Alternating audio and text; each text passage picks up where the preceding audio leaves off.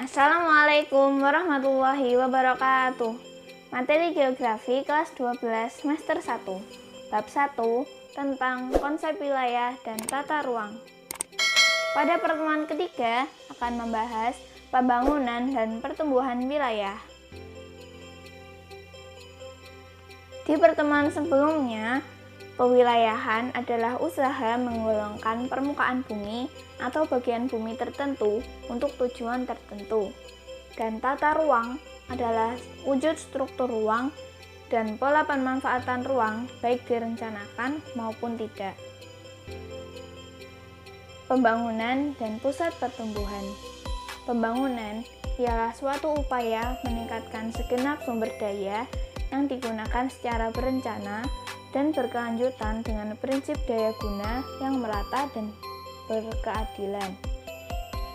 Pusat pertumbuhan adalah suatu lokasi wilayah atau kawasan apabila dilihat dari perkembangan sangat cepat di berbagai bidang pembangunan hingga dapat mempengaruhi wilayah lain yang ada di sekitarnya. Faktor pertumbuhan wilayah. Yang pertama, ada potensi sumber daya alam. Kedua, lokasi daerah. Ketiga, luas daerah dan kesuburan tanah. Keempat, kondisi cuaca dan iklim. Kelima, bentuk permukaan bumi. Keenam, sumber daya manusia. Ketujuh, komunikasi. Kedelapan, transportasi. Dan yang kesembilan, kondisi investasi dan kemajuan teknologi. Teori pusat pertumbuhan. Yang pertama, teori tempat sentral. Kedua, teori kutub pertumbuhan. Ketiga, teori sektoral. Dan yang keempat, teori Wewe-Rostow. Teori tempat sentral. Menurut Christaller, tempat sentral adalah lokasi strategis yang dapat melayani kebutuhan masyarakat. Teori tempat sentral dibagi menjadi tiga. Yang pertama, tempat sentral yang berhierarki tiga. Yang pertama, tempat sentral yang berhierarki tiga.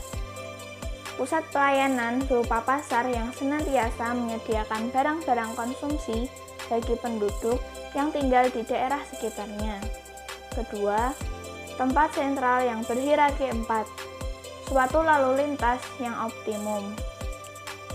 Ketiga, tempat sentral yang berhierarki 4. Tempat sentral yang berhierarki 7 dinamakan situasi administratif yang optimum. Teori kutub pertumbuhan. Teori ini menyatakan bahwa pembangunan suatu kota atau wilayah merupakan hasil proses dan tidak terjadi secara serentak, melainkan muncul di tempat-tempat tertentu dengan kecepatan dan intensitas yang berbeda. Teori sektoral. Teori loss merupakan kelanjutan dari teori tempat sentral Christaller dengan menggunakan konsep yang sama, yaitu ambang dan jangkauan. Teori pusat pertumbuhan Rostow. Menurut Rostow, sebuah negara mengalami 5 tahapan perkembangan, mulai dari keadaan yang tradisional hingga modern. 5 tahapan teori Rostow yaitu 1.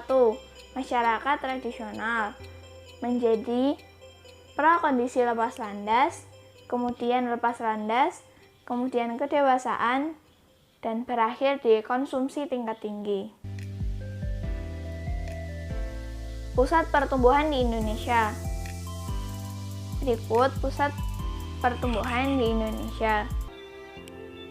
Keterangannya, Regional A memiliki pusat pertumbuhan di Medan.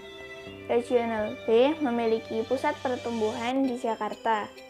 Regional C memiliki pusat pertumbuhan di Surabaya. Dan Regional D memiliki pusat pertumbuhan di Makassar. Materi pertemuan ketiga yang lebih lengkap lagi, kalian bisa download melalui link yang telah kami sediakan di deskripsi box.